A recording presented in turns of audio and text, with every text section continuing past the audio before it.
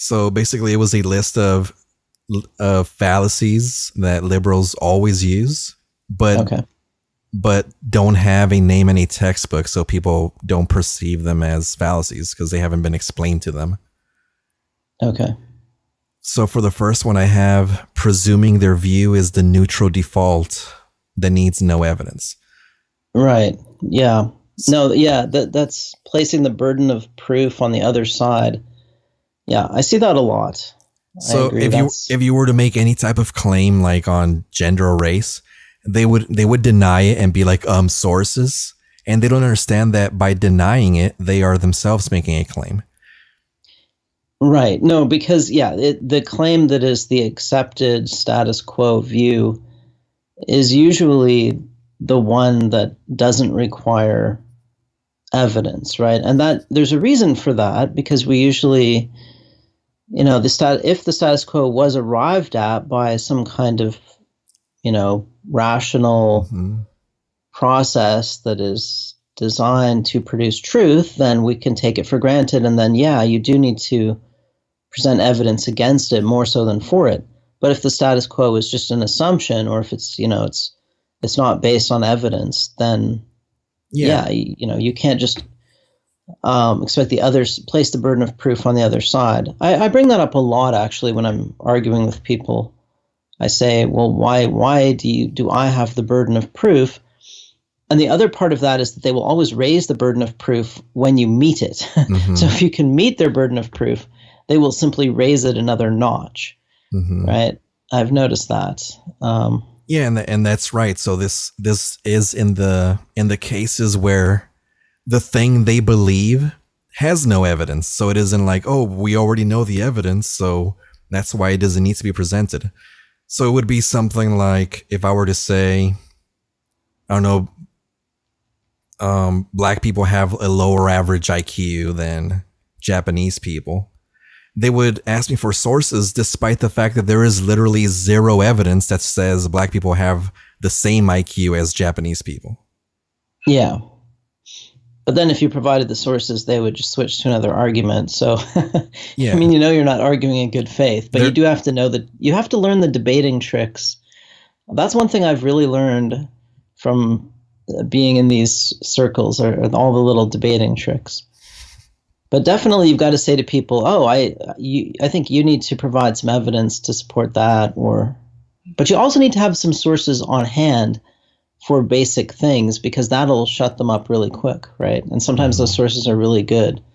Like, but just basic statistics can destroy a lot of assumptions. Number 2 is, let's see. Okay, referring to things that are not fallacies as fallacies, like whataboutism, the golden era fallacy, slippery slope, or ad hominems. So then I further break these down. I probably don't have to read it. Let me just see if I remember what the arguments were. Okay, so ad hominems, right? If you're debating someone in an internet forum and you call them a faggot, they will just link you to some Wikipedia article about ad hominems and claim their victory.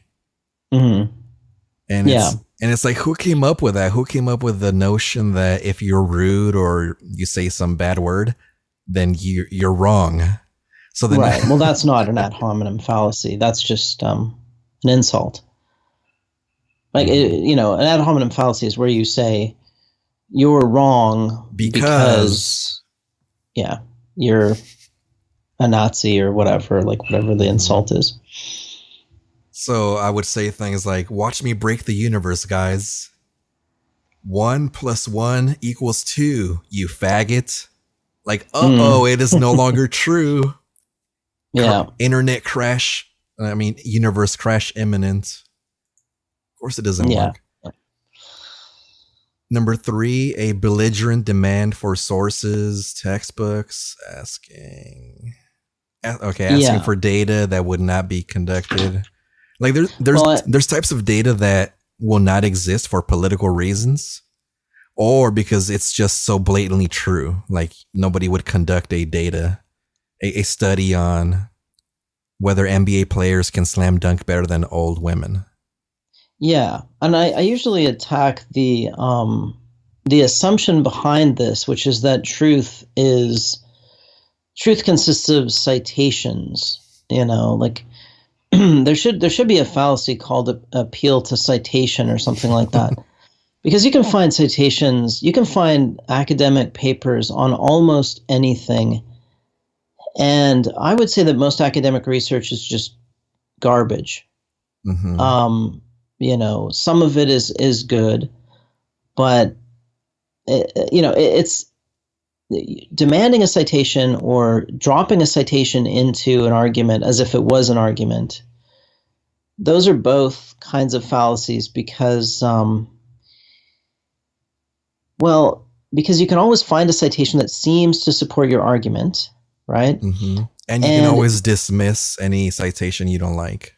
right, and you're also placing the burden on somebody else to go and read your citation. So you can just drop the link and then say, "Oh, there, that proves it." And the other person is now expected to go read through a paper, an academic paper, right? Which typically to read through an academic paper and understand it and critique it, etc., Hmm. really takes days. To properly review an academic paper takes days. So it just doesn't make any sense, right? It's just an attempt to avoid the debate. So I always say, look, that's not an argument. Giving me a link to a paper is not an argument. If you think there's something relevant in that paper, you'll have to explain it. You'll have to show how it's relevant. You have to make the argument yourself. You can't just drop a link. But yeah, that's a very common tactic. There's so much wrong with that, like all of that you said. And then also, it's just a stalling tactic because they know nine times out of 10, people aren't going to waste their time to actually go and get a source. So then they can just go, I won. He never came back with a source. Yeah, well, the demand for a source is also I've heard it for a lot of things, especially when I'm making original claims and people will say, "Where's your source?" And I'll say, I'm just claiming this. I've given you the reasons. I don't have to. People have this. A lot of people have this attitude that's been instilled in them from school, especially higher education, that knowledge is Peer all reviewed. tucked away. Yeah, it's all tucked away in journals. And so there can't be any original ideas, or just you can't come up with an idea yourself. And nobody knew anything before the first official whatever defines a university existed. Before the 1500s, nobody knew anything or could have claimed anything. Right. Yeah. Well, it's just that attitude has become. I don't think they would say that nobody knew anything, but they would just say that that this is the accepted form of knowledge or something like that. That this is how you make a claim, right? You have to. They really think that it's like Wikipedia or something, right? Mm-hmm. Like you have to have sources, you have to cite your sources. They don't get that you can actually think for yourself and have your own opinions and back them up. Mm-hmm. So anyway, yeah, that's a pretty common one. And then also the fact that sometimes some things don't have sources because who would dare conduct that study?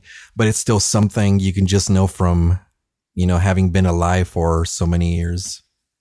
Yeah. Although, I mean, people can disagree on things that are impressionistic or, just based on common sense. I mean, there is an aspect of this where I agree that it is better to look at numbers, like numeric data that has been collected for a lot of things, than it is to just go off your impressions.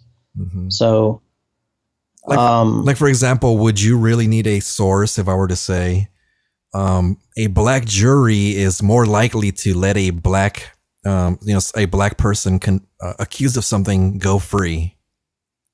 No, I wouldn't need a source, but a lot of people would to be convinced. And the reason is because they have gotten their ideas about the world from watching TV or, movies, right? Mm-hmm. So that's why it's really important. Well, I mean, think how many people believed what's that guy's name? The Ferguson guy, Michael Brown. What's his name? Michael Brown? Yeah. Mm-hmm. They took that story as though this horrible racist cop shot this guy with his hands in the air for no reason. Mm-hmm. Right? So many people believed that, right? Because they were conditioned to view the world in that way, to expect that sort of pattern to happen. They didn't question it. So that's why you sometimes it makes sense to say, oh, where's your sources? Because people will say stuff like, white people commit more murders. They do all the mass murders. They're way more likely to kill you, way more likely to be killed by a white person than a black person. Specifically in a mass murder in a school. You know what's weird is why is nobody like mass murdering in like grocery stores? I think that's just a dead giveaway that it's a trend. Like someone sees it happen on TV and so they're doing it the same, because other than that, logically, like why are they only happening? Well, not only, but mostly. Yeah, I don't know about that, but let's set that one aside, because we don't want to get into a big argument about the motives. The causes of. I think we can get into a huge discussion about mass murder, because that's an interesting topic. But just on the fallacy thing, you will get people claiming that white people are way more likely to kill, or like way more likely to commit murder, just flat out, like making claims that are completely wrong. So you can't just appeal to common sense knowledge, because on some of these topics, common sense knowledge has been completely wiped out by propaganda, right? So that's why it's really good to have basic statistics, like charts, stuff like that, to just back up your argument right away, so you don't have to waste time, But then it's because of racism anyway, like even when you fetch it. Sure. That people will not change their minds. They will switch arguments, right? That's an indicator of a bad faith debate, that they have a fixed conclusion.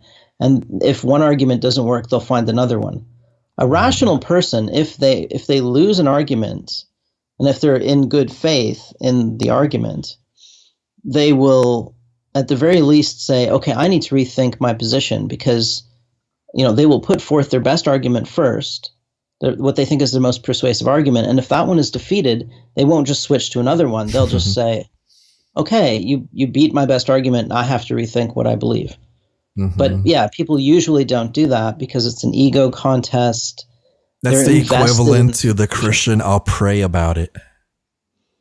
Do they say that? I'll pray about it? Yeah, when you like. I don't think I've heard that. Okay.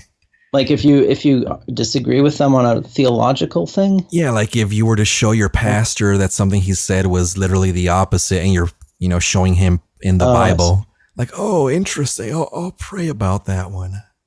Huh, wow. Okay, I've never heard that. That's funny. The next one is admitting you are correct while denying it. So, for example, they'll say something like, blacks are not stupid, idiot. The reason they're stupid is because they ate lead as babies. Well, yeah, I think that's more the walking back. It's just put into one sentence. Like it's the it's kind of like it's a bit of the Moat and Bailey thing, but it's really just lose one argument or lose one line of argument, switch to another, right? So they might deny that at first, then switch to the idea that, well, it's because of racism, or because it's because of lead poisoning or something like that.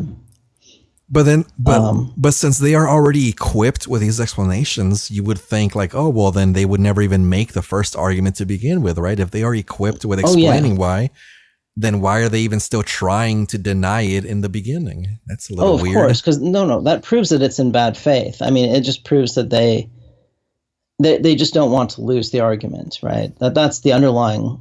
There are really two causes of irrationality, two fundamental ones. One is what is often called motivated reasoning, but I think of it more as advocacy, where the conclusion is fixed and you're just, it's like a lawyer presenting a case, right? Mm-hmm. They're not willing to be persuaded about the conclusion. They are just trying to put forth arguments in favor of it. And the other kind of irrationality is just cognitive shortcuts, like just quick and dirty thinking that makes mistakes and, doesn't just proceeds too quickly to a conclusion. You get those two things, combine them, and you get most of human irrationality. And most of the things you're talking about are examples of just bad faith, like they're not interested in the truth. They're just. I'd like to meet at least one person that when you tell them black people are low intelligence would just jump to, well, yeah, that may be true, but the reason for that is, but no, they always start off from the top. Like, no, they're not idiots. You should kill yourself for thinking that, but the reason they are is. Yeah.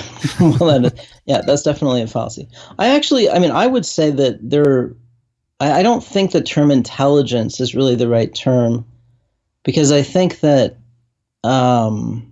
it's a bit of a tangent. Well, unless you're denying intelligence as like being dark or something like if we're agreeing on what intelligence means, or at least in criteria that we agree on, like being able to create new knowledge using other pieces of information, or solving how fast can you solve this thing, or then yeah. Well, I think intelligence is a more complex thing. I mean, I think like IQ is fairly clearly, blacks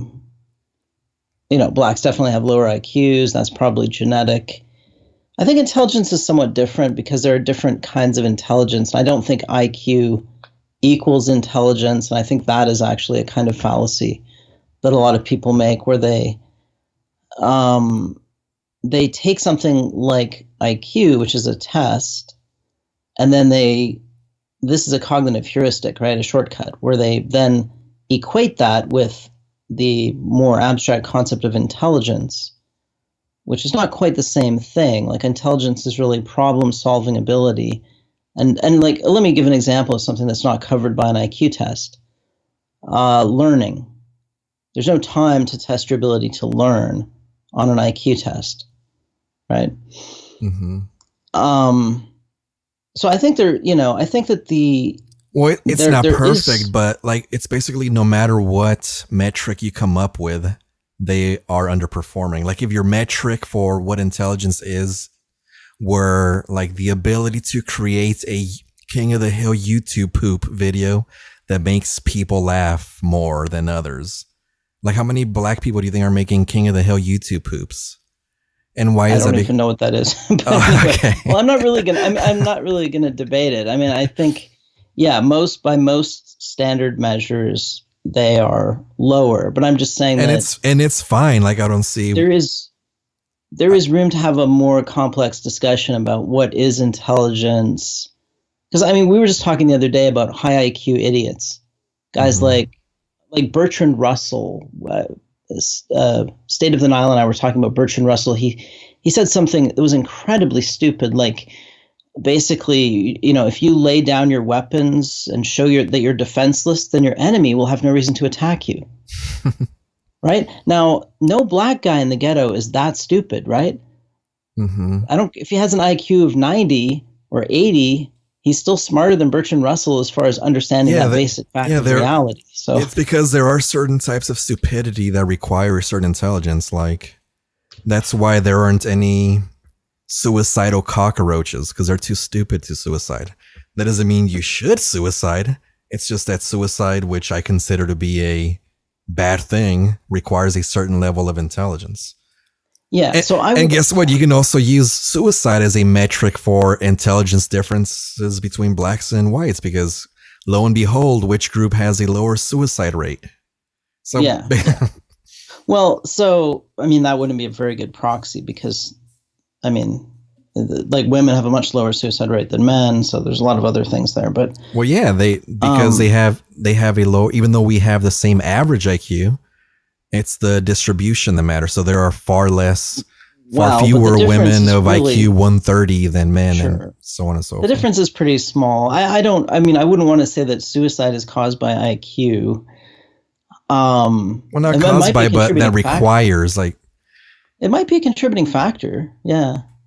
But or anyway, depression in general, probably. I guess the point I'm making is that when you talk, I think the term intelligence is somewhat ill-defined, and I think when you're talking about IQ, you can clearly state what the statistical distribution of it is from one population or another. But I don't think IQ and intelligence are quite the same thing. Well, yeah, I would also argue that there are certain areas where it lacks and certain types of intelligence that it doesn't account for. Yeah. And who determines, because you know how it has subtests, right? Like there's different types of things they're testing for, and who determines how much weight to give each kind of subtest and those sorts of things. But in general, it's pretty good. Like if you were to get a room full of 150 and above people versus a room of 70 and below people, like which one will probably be better at chess, even if they have the same amount of chess training? Yeah. No, it predicts a lot of things. Yeah, I'm not denying the validity of IQ as a kind of proxy for the notion of intelligence, but anyway, I mean, the point I'm making is that there is room for an interesting discussion on what intelligence really is. It's okay that you think you deserved higher than you scored. I agree. Like it's possible that you did deserve those extra 10 points in that one time you tested that you didn't get them. Wait, what? That was my attempt at making a joke saying that you're getting defensive because you must have scored at some point something lower than you felt you deserved. And I was saying that. Well, the only time I ever took one, which was a long time ago, where I took a proper IQ test. Yeah, in school. It was probably given to you by the teacher suggested it. Anyway, I did score very high. So it's not like I'm trying to defend myself, but I do know people who have really high IQs that are just idiots. Like they don't know anything, right? So I just feel like that the notion of IQ is not complete, and it's a little bit overblown, shall we say. But anyway, I think when it comes to race differences, it is telling us something meaningful. I guess, well, I could go off on a tangent about what it tells us, but I mean, you might have heard Ryan Falk talk about the Inuit or the Eskimos, right? And their brain size doesn't match what it should be, but it's probably because brain size is bigger. They need more padding or something like that. No, spatial memory their memory of places is extremely good. Oh yeah, because they don't have that many landmarks. Yeah, like they're really good at finding their way home from like being out on the ice in a snowstorm kind of thing, right? So I think you just I think what we call IQ measures both what you might call general intelligence, but also symbol manipulation intelligence that is linked to civilization.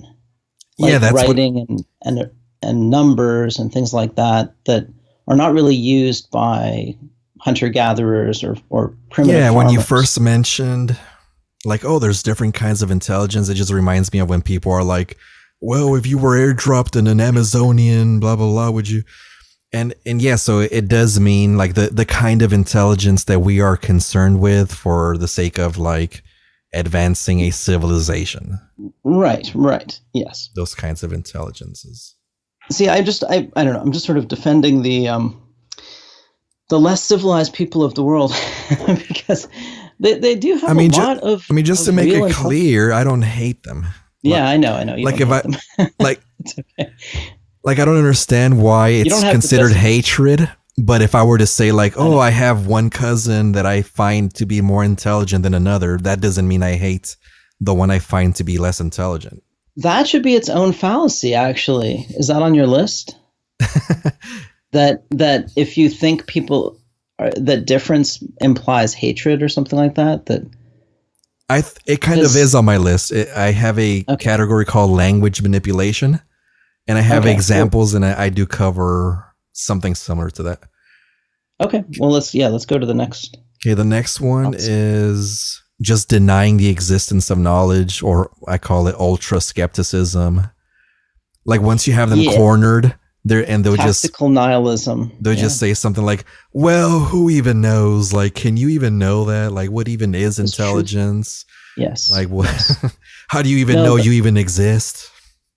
Yeah, that's a tactical nihilist thing where basically they'll enter into a conversation that obviously implies that they believe in knowledge. Yeah, it has some presuppositions about our ability to know about the world. It's not a philosophical debate about knowledge. It's a discussion about some specific item of knowledge. Mhm. And then if they lose that debate, they'll back off to this extreme skepticism position, which of course makes no sense because earlier they were making positive claims about reality. So, but I think that the term for that, tactical nihilism, is fairly well known and used, even though it might not be in the formal fallacy list. And it ties back to, what was the other one? Hold on, what did you just mention?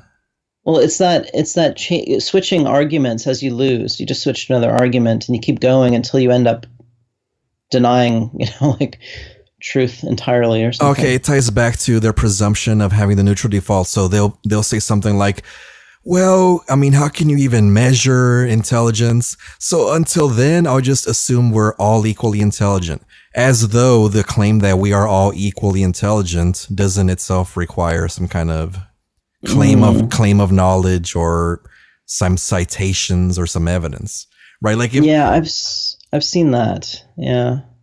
Even though that doesn't make sense, like it doesn't make sense to say, well, if we don't know anything, it makes sense to assume that we're all equal. Like, no, it probably makes more sense if we had no evidence whatsoever. It probably makes more sense to assume we're not equal, because why would we? It'd be so serendipitous if that's how it wound up. Right. Your claims require evidence, mine don't. Yeah, that's a pretty standard thing. Yeah, the double standard, the hypocrisy about the what should we call that? Epistemological hypocrisy or epistemological double standard or something like that. Mm-hmm. I'll give a brief example of this in a context where it wasn't like political. Okay. I was having a discussion with this guy about space travel. Mm-hmm. He believed that we were going to like fly to the stars and warp drive spaceships and stuff. And I was going through the arguments against it, like the energetic problem is the biggest problem, really. Mm-hmm.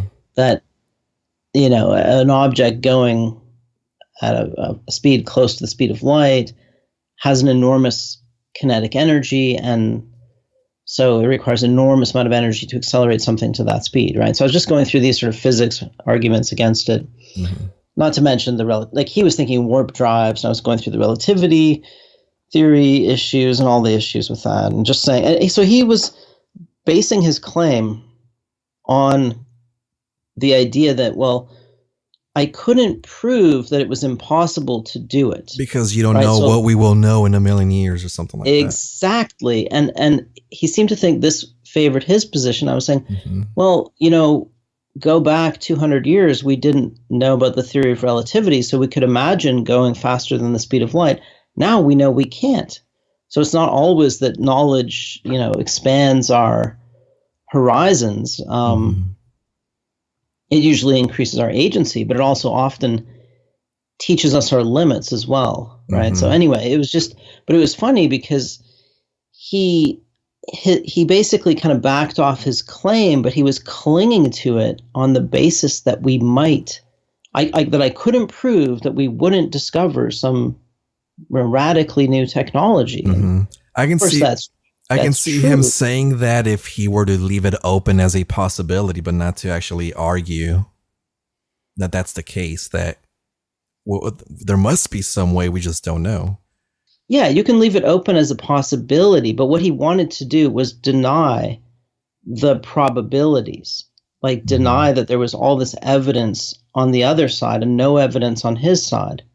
And so basically he was stacking up against all of my evidence and arguments against his position.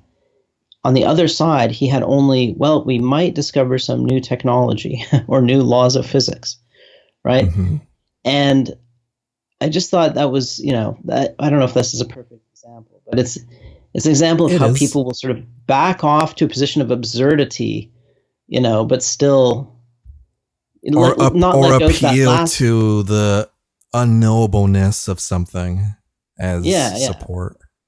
And not just admit, okay, it's really unlikely. Like he could have just said, okay, fine, I grant you it's really unlikely. It's probably not going to happen.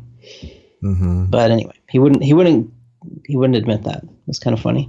Yeah, that fits it. And the last one is the one we were just mentioning. Language manipulation, commandeering the definition implies that they are right and you are wrong. Let me scroll down to see what examples I wrote. Redefining terms is a big part of leftist propaganda. Especially when just what the definition just already implies they have one. Let me see. Yeah. Or, well, I mean, the definition of racism is a good one, right? That's a shifting definition that basically if you're white, you're a racist. You have no... It used to mean like you want to murder everyone of a certain group. Then yeah, it was or it like could just mean you don't like them. Yeah, I mean, it could mean that you... Well, I guess it could mean various things, that you don't like people of other races or that you want to base political decisions on race, but it has come to simply mean you are white, right? I mean, it literally just means you're white, because if you hate people of other races, or you want to kill them all, or you want to live apart from them and you're not white, you're not considered racist. It's only if you're white that you could ever be considered racist. And even if you're a self-hating, apologetic white, like you still have these new types of invisible racisms ingrained in you.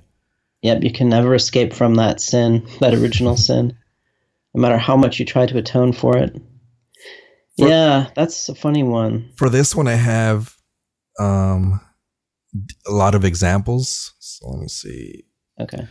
With manipulation, liberals use language in a way that gives them the victory a priori. They create words that don't serve the traditional function of words, but instead serve to manipulate your thinking. Words are supposed to help you convey or describe an idea that you have in your mind, but liberals use language to Trojan horse their ideas to your mind while making you think that you have come to those ideas yourself. Language includes examples like homophobe, bigot, feminism, homosexual, racist, hate speech, hate. So I do have hate on there. A phobia, for example, refers to an irrational fear when you, such as when you see those people on Maury Povich that start crying when they see balloons or cotton. Homophobia then implies an irrational fear of homosexuals. Then they present the false dichotomy like this. If you are in favor of homosexuality, then you are not a homophobe. If you are against homosexuality, then you are a homophobe. This way, people are either in favor of homosexuality or they are someone that has an irrational fear and should probably be treated by a psychiatrist. Notice the not only implied irrational, but how they substituted disapproves with fears. Most people that think homosexuality is not good wouldn't say they are scared of homosexuals. If it were an emotive word, it would be disgust. Also, it doesn't require an emotive word. Someone can simply be against homosexuality in the same way they are against corporate taxes. Would someone against corporate taxes be said to fear corporate taxes? What if they simply are against something because they think it is a net negative on society? Well, tough titty, because the dichotomy states that you are in favor or you have a mental illness like the people on Maury. And then the next one is bigot. I want to see if you know this one, because I'm disappointed by how many people are unaware of what's going on when they call you a bigot. For example, do you know what a bigot means? I'm not sure I know what the original meaning was. I think. Okay, then you're gonna love this one then, because it's so ironic. I'm not going to read the whole thing, but basically the definition of a bigot is someone that does not tolerate opposing opinions. So who does that sound like? Yeah. Well, that's interesting. Huh. Who are singly the ones always calling for you to be censored or banned or arrested or kicked out or punished? No, I mean, it's just like intolerant. I mean, they're all these words are used as weapons to deceive. There are a lot of different. I'm thinking that this one could be subdivided into a lot of different categories, because there are a lot of different ways you can use words. You can trick people with words. One example that's very common is to simply assume the message that you want to convey and then and then speak as if it were true, but never actually say the thing explicitly that you're trying to convey. Like, feminists, actually, a lot of people on all sides do this. It's not just people on the left, but I was thinking about feminists in particular do this a lot, where they will just talk about, like, we must end the oppression of women, or the unjust treatment or violence against women must be ended, blah, blah, blah. And then there's a assumption that is not stated, which is that there's lots of violence against women, or women are oppressed, or smash the patriarchy, assumes there's a patriarchy, right? So it's like you can pack the message into the assumptions that the language is based on, and there's a double kind of trick. You're not exposing it to criticism because you're not putting it out there explicitly, but you're also pretending that it's the default view, even if it isn't. And yeah, like, doesn't just the fact that the word patriarchy exists at all imply that there is a patriarchy? Because I doubt the definition is going to say something like, what feminists believe exists. It's going to define their claim. Like, it's going to say, the fact that men have been blah, blah, blah. So, I mean, just the fact that that word even exists already implies that they're correct. That's another example. Yeah, and then, so that's one way of doing it. And then, but the changing definition, like with something like rape, expanding the definition, or violence, like terms like attacked. I was attacked on social media, right? Or when they say words are violence, and I'm like, what's next? Silence is violence. And then like a month later, I see someone with a sign that says something similar to that. Yeah. I saw that. I saw that one. Right. Everything becomes violence. Everything becomes rape. And it's just a way of kind of, I guess, Trojan horse is a good way of putting it. You expand the meaning of the word, and then people don't want, and it also, they often use words that have a strong emotional connotation and a kind of taboo connotation, like rape. So you don't want to question it, because then you have to, like, you don't want to be in favor of rape, right? So if something is called rape, then you have to be against it, or you're in big trouble, right? And that thing you just said about, wait, you're not in favor of this, are you? Is something I mentioned in one of these next words coming up. Okay, yeah, go ahead. So these are different types, like these are different styles of language manipulation. Like, one is just a complete disregard of what the word actually means, like calling you a bigot when they're trying to censor you by calling, like, you should be banned because you're a bigot, like the irony behind that. Then have you ever tried asking them if they know what a bigot is? They just don't reply. Yeah. Okay. Or they'll reply with something that has nothing to do. Like, they'll just call you Hitler or something. Yeah. Okay. They don't actually go, oh, interesting, I will reconsider my positions. Right. The next like type of language trickery would imply, let me see. You can find it with words like feminism or Islam, like, wait, are you against peace? Because that's what Islam means. Islam means peace. Yeah. Or wait, feminism just means men and women both get treated fair. What? Are you against like women being treated fair? Yeah. Fairly? It's kind of like that Moat and Bailey thing, I suppose, in a way. That there's I can't remember which is which, though. That's why I don't use that term, Moat and Bailey. But whichever one is the I guess the very defensible position is the equality, like equality under the law. I mean, you could debate it, but it's pretty easily defended, right? But then the claim, of course, they don't want equality under the law. They claim that, equality of outcomes, or even more than that, they don't even want equality of outcomes. They want special treatment, because based on the premise that women are oppressed and mistreated and blah, blah, blah, right? So, yeah, that's obviously a kind of trickery And it just boggles my mind that people actually sit there and make those kinds of arguments like, feminism just means this and that. What are you against that? Like, they can't possibly be that dumb. That they have bought in so hard into what language is that they don't even have the ability to see what's going on. They think, well, that's what the word means, so that's what it is. Kind of, yeah, it seems transparently a lie, doesn't it? Yeah. And even like, especially with Islam, like they can see that just because someone calls themselves the peace group, they can still go ahead and do things that are not peaceful. Like, does that have to be explained to them? Yeah, I guess I don't know. I think partly that's just the appeal to cognitive shortcuts, but it is odd that people will sort of bareface say that kind of stuff that's just obviously deceptive. I still find that sort of thing odd. Like, I just find it odd when people do that because it's just so obviously wrong.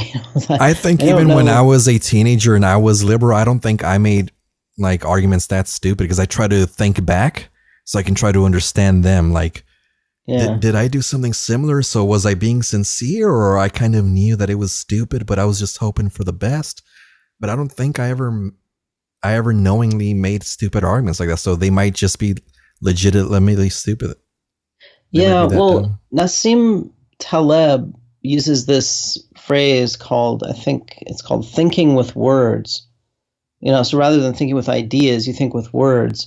Mm-hmm. And it's just like a quick pattern match based on words, like if somebody says a word and that word means something bad in your mind, then that's it, right? There's no thought that's based on the definition or meaning or context. It's just a quick pattern recognition. Mm-hmm. But I mean, also a lot of that behavior is just like it's for show, right? It's not really, there's no thought behind it. Mm-hmm. It's very imitative. And it's really just, it's that signaling behavior where people imitate the signals that are part of their group's identities. They just imitate one another. They use the same signals. And so I think a lot of these people are just imitating language patterns that they have observed in the past, and they don't even really know what the words mean in a lot of cases. Mm-hmm. Like, I don't think, I mean, I think you almost can't underestimate the amount of thought that's going into this stuff. Because I think a lot of these people are just not thinking. And the other thing is that because they're outside the boundaries of what is, like, they're talking about things that are sacred values, right? So they're not even allowed to think about them because you're not allowed to think about sacred values. It's like the Bible. Even though the Bible was the sacred book of Christianity, if you actually think about it, if you actually even read it seriously, you're kind of in trouble, right? Like, you can get kicked out of a church for reading the Bible, as you were talking about. Mm-hmm. And so I think the same thing applies here. These people can get kicked out of the leftist church if they actually think about the concepts too much, because you're not supposed to. Mm-hmm. So with these examples, it was basically how they think reality is defined by words and that it shouldn't work the other way around. So they don't care when the word doesn't fit the reality. What matters is what the word means. So Islam, I think it's just peace. That the word is a symbol. I mean, I haven't heard the Islam means peace. You mean by like a leftist saying that, or by a Muslim? It's usually used like if somebody's trying to argue against like Muslim immigration or something, and then they'll say, "Oh, those guys aren't Muslim because did you know that Islam means peace? So those guys that are doing those things aren't doing Islam. So you actually want Muslims here, but not the fake ones," or something along those lines. That's a really strange delusion, isn't it? I don't. Yeah, it's hard for me to. That's obviously just really stupid, right? Mm-hmm. So it must just be something they've heard, and they think it's they think it's a killer argument. I don't know. This is so dumb, but I guess it. I don't know. I guess maybe it works, or maybe they really do believe that that's true. That because the word means peace, that therefore it actually means submission. Though it doesn't even mean peace; it means submission. Well, there you go. I've been had yet again. Yeah. Well, I think the best definition of it, we could look it up, but I'm pretty sure it means something like submission. Okay. And then the last category would have words like hate or hate speech, where if you say something like, I love white people, that is hate speech. Yeah, I know you could, but I hate white people is not hate speech. That's even better. Yeah. Yeah, I don't know. I mean, the hate thing, hate is their explanation for all the evil of the world, right? Mm-hmm. Like, you know how religion has the problem of evil. Like, if God exists, then how can there be evil in the world? And religious people have to grapple with that because it's a pretty good challenge to religious faith, right? How could God permit all this evil to exist? Well, for humanists, and I think leftism is, kind of a branch of humanism. Definitely. It's, they need an explanation for all the bad stuff in the world, that humans do, and even beyond that. And hate is this multi-purpose explanation for everything. Like everything bad is caused by hate. Mm-hmm. That whole love, not hate mantra is just repeated endlessly. So it's like a really important word to them, right? It basically means evil. To them, hate and evil are almost synonymous. Mm-hmm. Right? So I think that's why they just call it hate, because it's both their definition of evil and it's their explanation for all things that they don't like. So if they don't like you, you're hate, basically. I'm serious. Like you are hate bad, personified. Right? Yeah, incarnate. Because everything bad is basically hate. That. Unless you hate Nazis. Right. I'm not saying it's not hypocritical, but you're allowed to hate them because they're haters. So, they have to tie themselves up in knots because their beliefs are so divorced from reality. Not just the reality of other people, but the reality of themselves. Right. So, but most people are kind of like that. I mean, hypocrisy is pretty easy for most people. So, or if I were to ask you, I believe that X people should have their own schools and white people, the letter Y, white people should have their own schools. Which one is the one I hate and which one is the oppressed one? Can you answer? You would have to ask me, which one is white people? Yeah. Then I can say the other one is the one that's being oppressed right now.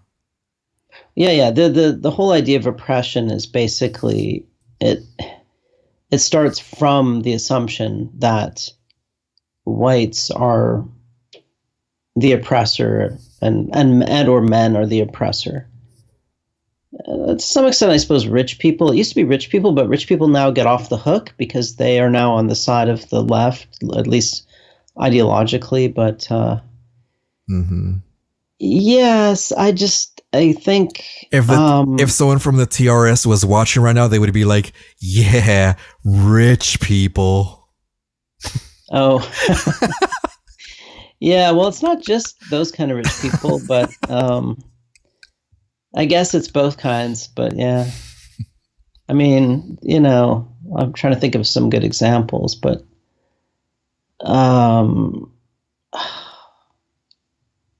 who's a good example of a mega rich person who's a lot of them are Jews, but there must be some. Bill Gates.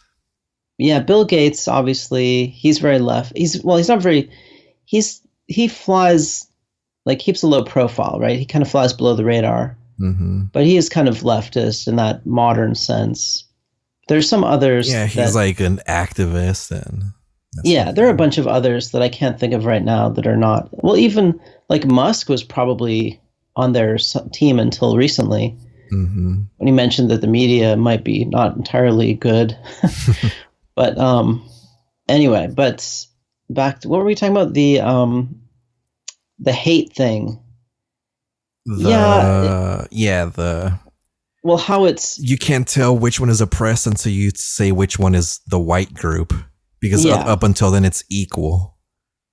Like because I a think black school, people white school, white water right, fountain, black water fountain. but I think this is partly because people are not capable of abstract thought. Really, people are much better at um, kind of metaphorical thought where they have a pattern, like they have something they can visualize and they maybe match it to something else, but their idea of a thing is usually not very abstract, it's more concrete. So if they have an idea in their head like racism, there are actual like patterns associated with it of actual racism. It's not just an abstract notion.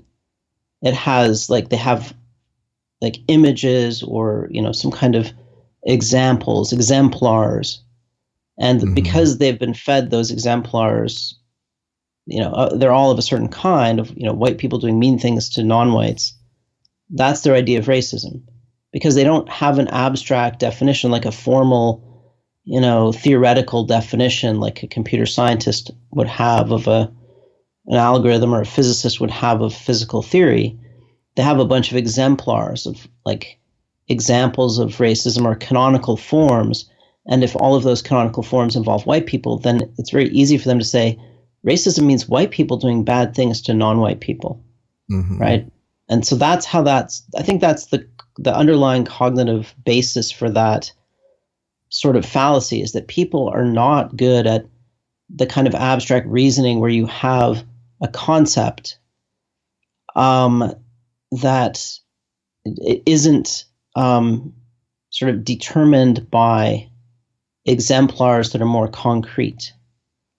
Mm-hmm. Like, that's just an abstract definition that then you can apply to anything. Most people do it, like most people's knowledge is stored in the form of these patterns that have, like, they're concrete, they're fleshed out. So they have this idea of a white person making a brown person leave a store, or a white policeman shooting a black person, right? Mm-hmm. So when a black policeman shoots a white person, they don't see that as racism because they have no exemplar that matches. But the white person shooting a black person is an exemplar that they have, and when they see an example in the news that fits the exemplar, boom, they see racism. That's how the brain works. So I think a lot of that stuff is just the concretization of abstract ideas.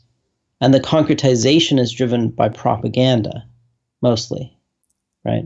Mm-hmm. You say that, but if a Mexican were to call a black person a nigger, people would still be flipping out.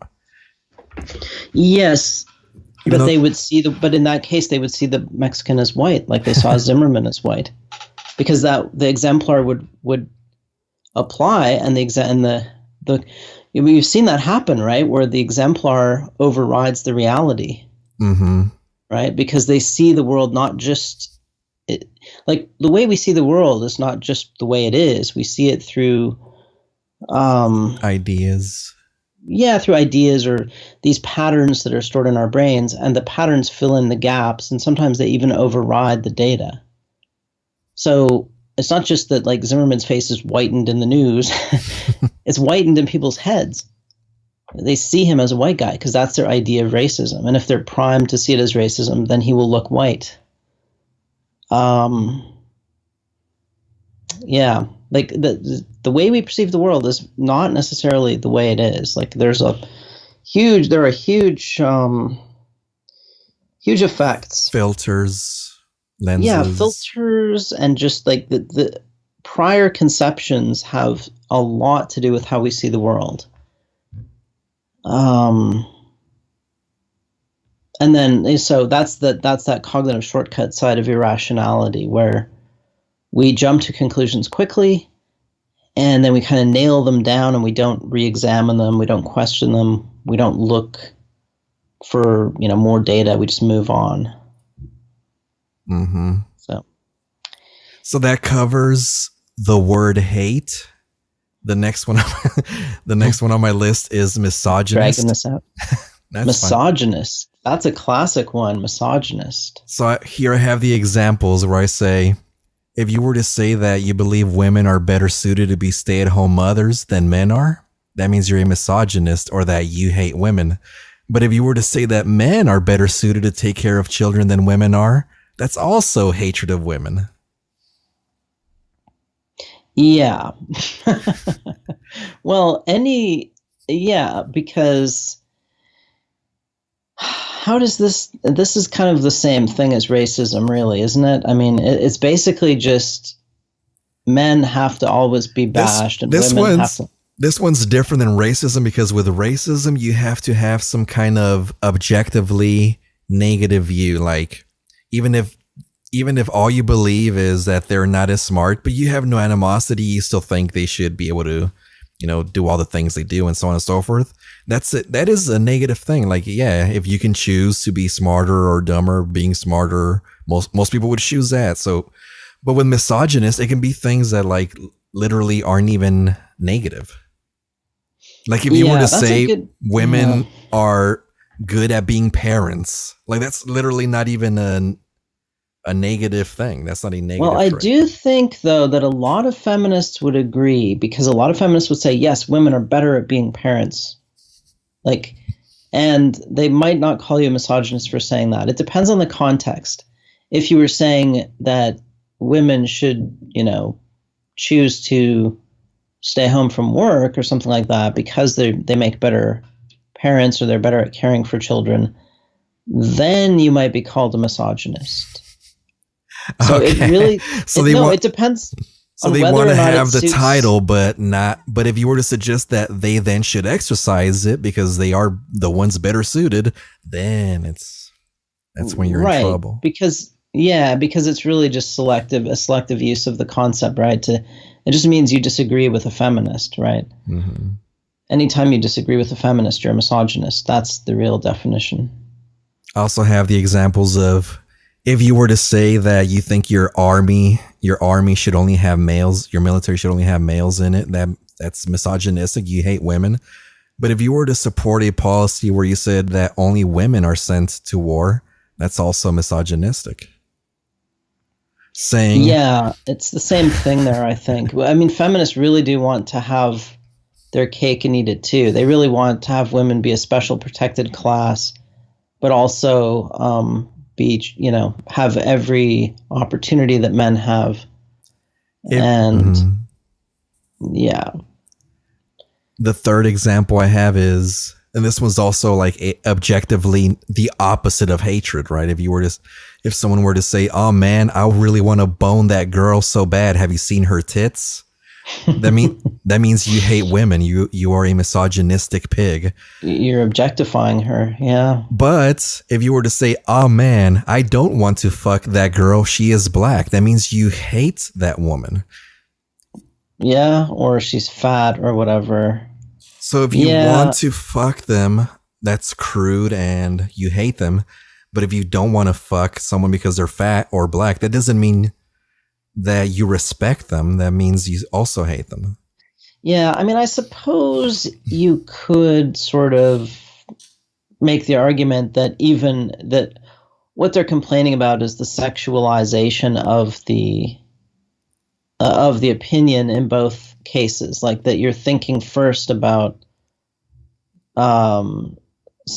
having sex, and not thinking about her as a person or something, or about her personality or whatever. There have literally been articles of, like, with all these pseudo scandals, Me Too, this and that, of black women complaining that they weren't harassed.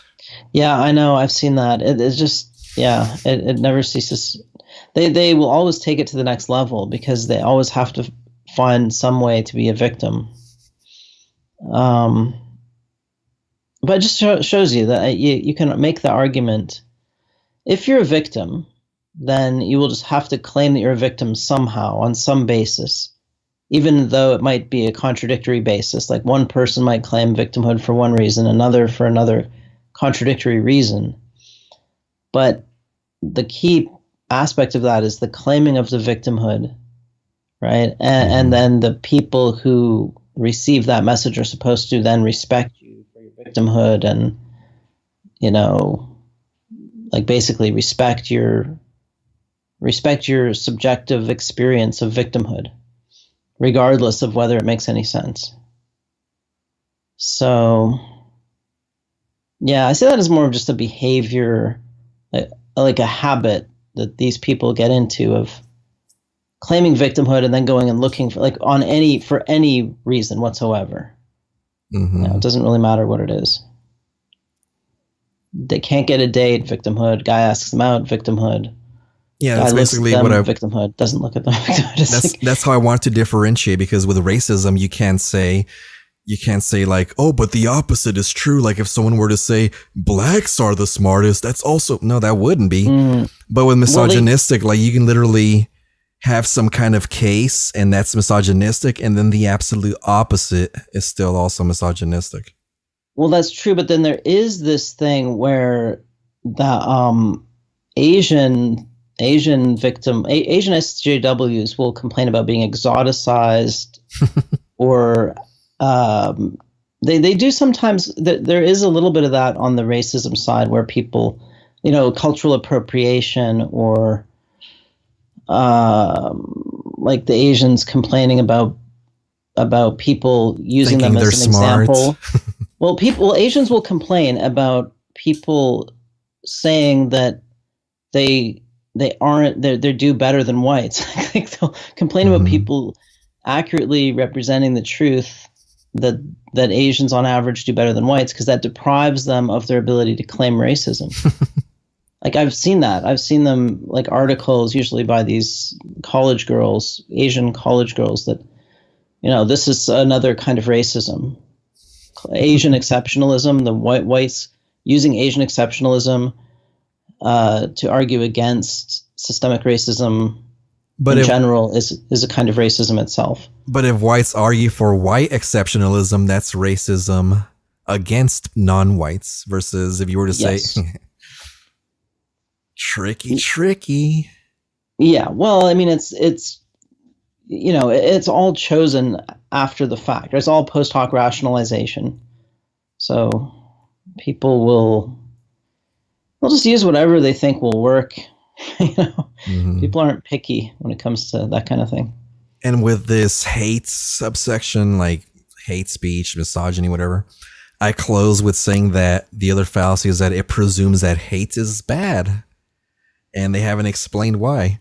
And you can give them examples where they actually don't think that hate is bad, and not just like hating Nazis, because I guess you already pointed out, well, it's because they hated first, so it's okay. But even like, for example, if I were to say, I hate people that wear green shirts, like nobody would care.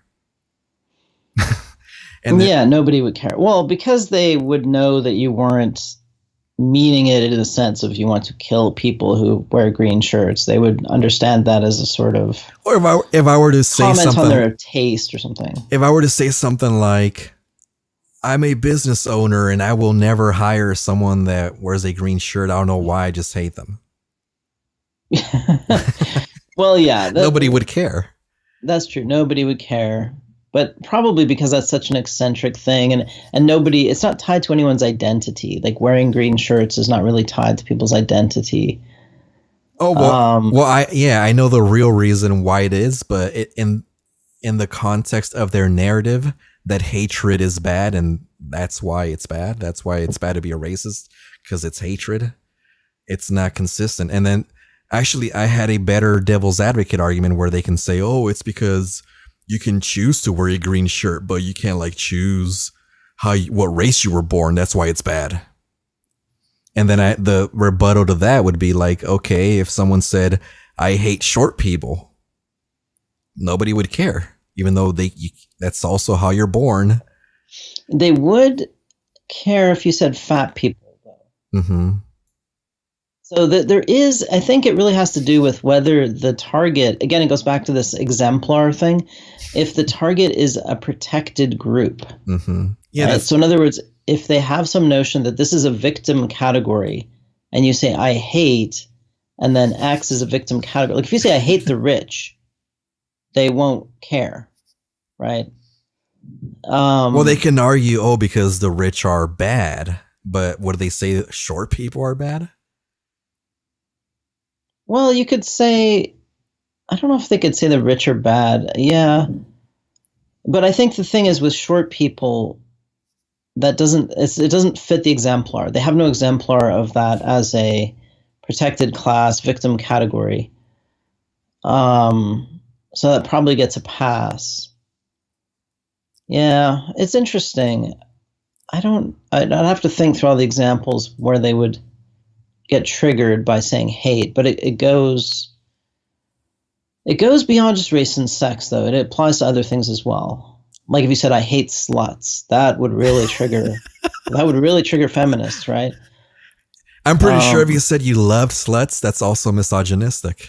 Oh yeah, no. Either way, just the word would trigger them. But yeah. And my argument is that people with green shirts aren't a voting block of useful idiots. Well, if you said, I hate Christians, they wouldn't care. Well, are Christians a voting... Well, because I said specifically for the Democratic Party via pandering.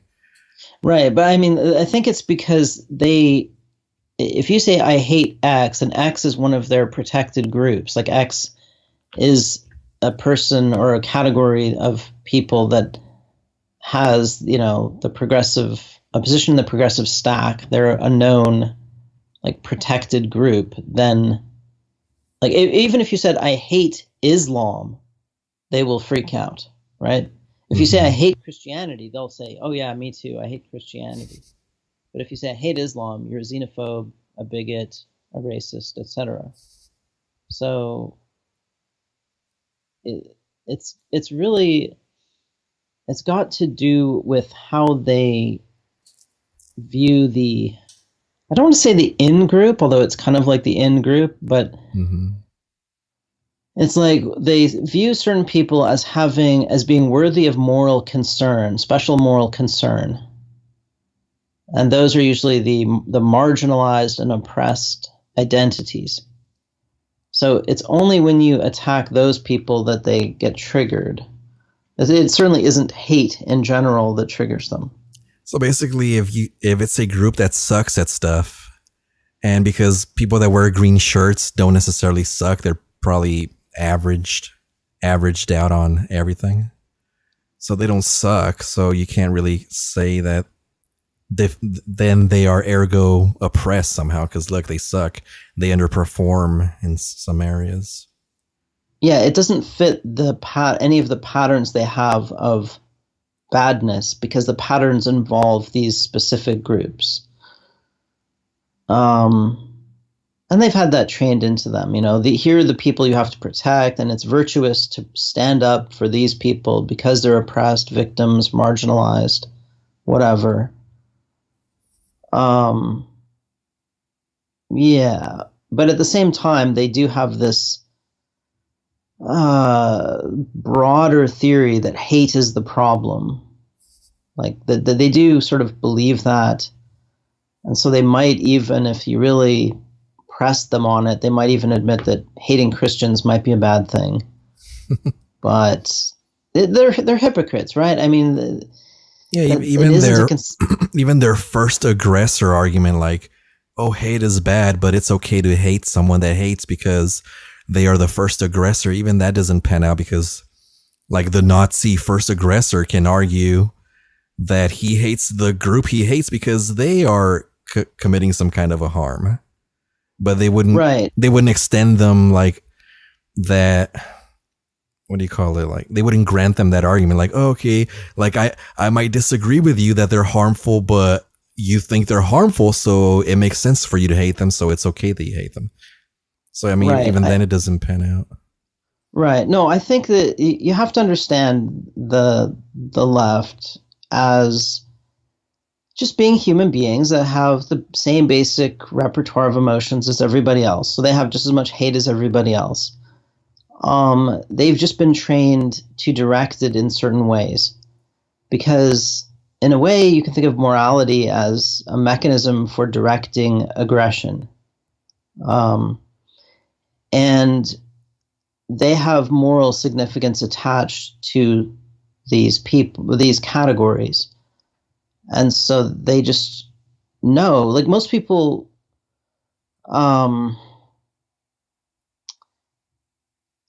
yeah, I mean, I don't want to get off on a tangent, but I think it goes beyond. It's not like they're reasoning about this in some kind of logical way. It involves recognizing certain patterns, and morality is tied to this, and they recognize certain people as being worthy of moral concern and protection, and others as not. And we all have a bit of that. Like we all sort of recognize women as needing more protection than men. So we typically are more protective of women than men. If you hate women, I guess. And protective of, yeah. Well, I'm just saying at the deeper level, right? Without the rationalizations piled on top, there's that deeper level where we recognize certain people as needing more care and others needing less. And they have sort of attached some of that moral significance to these protected categories.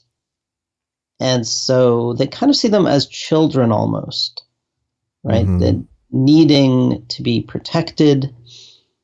And if you think women need to be protected, that's hatred of women. But if you think minorities need to be protected, that's because you love them. Well, no, I don't. No. I think that's the rationalization that comes later. I think they will rationalize. If they're arguing with you, they might come up with some rationalization about that. But I'm just talking about how they see the world. Like when they see a black person, they see that person as being a victim, needing protection, having some, kind of special moral status. But I somehow feel that if I were to walk up to a black person and be like, "Here you go, buddy. Here's $10," like that would be racism. You cannot win. Right, you can't win, but some of them wouldn't see that as racism. Some of them would think you should do that. I think the black person might see it as racism. I guess it gets a little bit complicated. I don't know. I'm kind of getting a little bit sleepy too, so maybe I'm losing my train of thought. So yeah, it's fine. We can talk about it more some other time. Definitely. These tangents. Yeah, it was a good discussion, and I think there is a lot more to talk about on that topic, but I guess we should probably wrap it up. All right, I'll wrap it up with this last one. I didn't spell it out. Like I wrote out all the other ones. This one I just titled it. It's basically this little thing that they do. They tend to do it when they're speaking live, where they'll quickly tangent off and mention something about like racism or feminism or whatever, and then quickly like crack a joke about it as though to lighten the mood, and then hop back to what they were talking about. Like you might not be able to think of any examples now, but now that I've mentioned it, you'll see it when it happens. And what I think is going on is that they're just quickly implanting something in your brain and then shutting off your ability to analyze it by quickly like. Can you give a simulated example, like not a real example, but just come up with a kind of like let's say I'm doing some speech about tech or whatever. And I'm talking about, this and that, and the reports are in, and blah, blah, blah, blah, blah, and this and that. Well, unless you were a woman, like, and then some people will some people will laugh in the audience. And then I go, blah, blah, blah. But that's another topic, guys. So, and then where were we? Blah, blah, blah, blah, blah. Like something like that. Like they'll just insert this little snide little side comment. Well, and then there could be a big discussion on how propaganda, like the more sophisticated forms of propaganda work, and how the comedians, the left-wing comedians, guys like Jon Stewart, exactly, manipulate people's view of the world. I think that's a big topic. But let's save that one for later, because I think that would get off on a lot of. I think that would be an interesting topic for discussion, but let's postpone that one for a while because I'm Okay. tired, and I know that I would start if I start talking about this, it'll take me off into various places. So All right. Well, it's been super awesome. I enjoyed it a lot. yeah, it's been good talking to you. We'll talk again sometime soon.